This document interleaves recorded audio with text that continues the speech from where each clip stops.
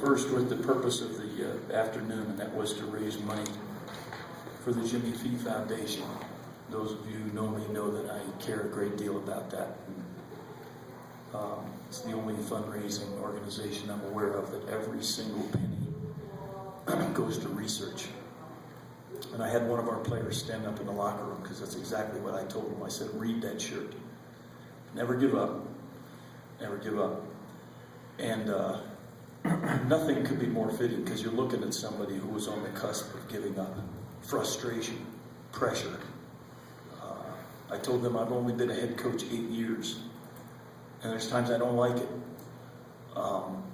But I said, what a great unfolded story, because I'm not into a lot of the things other people are into, but they have the right to say and do as they choose. What I told those guys was, we played 25 basketball games this year. These guys have found a way to win 18, and 4 of those bad nights were 2-possession games. I don't know if I've ever been around a team, perhaps undermanned as these guys have been, losing some of their comrades at different times. Even today, no one knowing that Nance had a severe sinus infection, hadn't been on the court in 2 days, and Darius Gilmore had a pretty good fever and under the weather. But not once have they done anything but given their heart and soul. Not once to this program. And the returners now, in this program since we've been here, have been a part of, if I'm not mistaken, 58 wins. Now that's incredible, no matter how many streaks or how many black marks somebody wants to talk about. And I'm very proud of that. I'm proud of those guys. I feel like they led me this afternoon. Larry, you mentioned being on the cusp of maybe giving up. What was there a play or a sequence that where you thought, that really turned the corner to help you guys rally there to force the overtime? I thought in the heart of the game, 2 things happened.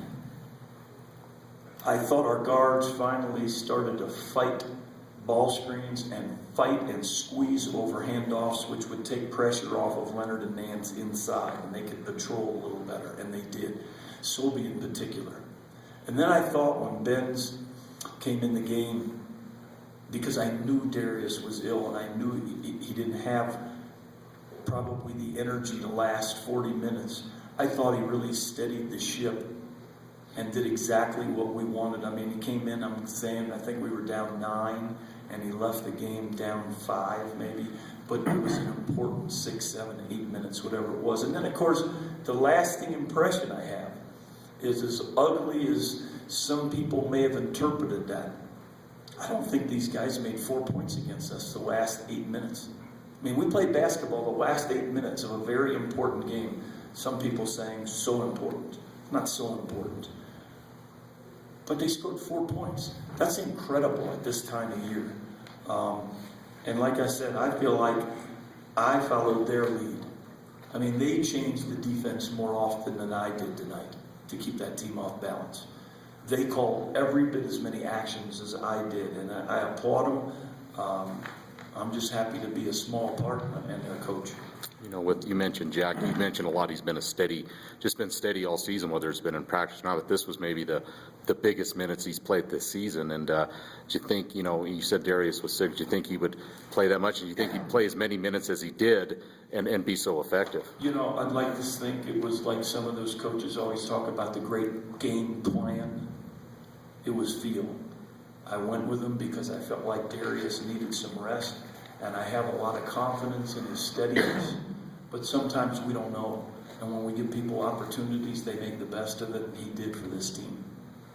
What does it say to the guys that we saw Leonard go down with looked at the time to be a pretty serious injury, and they kind of clamped down and continued to keep that momentum going despite one of the biggest guys on the court being out. I guess what did you think when you saw that happen, and how did they respond to that challenge?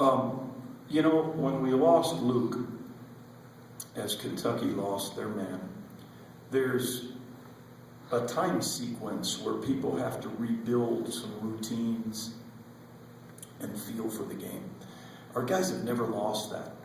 And so we lost Leonard, the boss, and Derek came in. And our guys have never tried to be like the show. Just do your job and be a part. And so, you know what, maybe unnoticed, but Derek did his part. No major mistakes, no flaws, good hustle, and I think we're fortunate. Early reports are Leonard turned it on the outside, which is a good thing rather than the inside. If they get some compression and ice, I got a feeling he'll post Tuesday night in San Diego. Larry, could you talk a little more about Leonard? Darius called him the warrior. I mean, he struggled horribly at the free throw line, but he made up for it with rebounds. He had those 2 baskets in a span of about 20 seconds toward the end of regulation. I mean, did everything he could to offset his lousy night at the free throw line and keep you guys in it. Yeah, it's striking to me what these guys have done for this school. And confidence is a crazy, crazy thing. And it can come and go to the very best and the very weakest.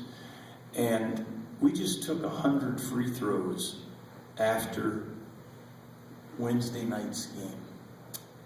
We shot 87% as a team, and we only had one person in the gym shoot under 80.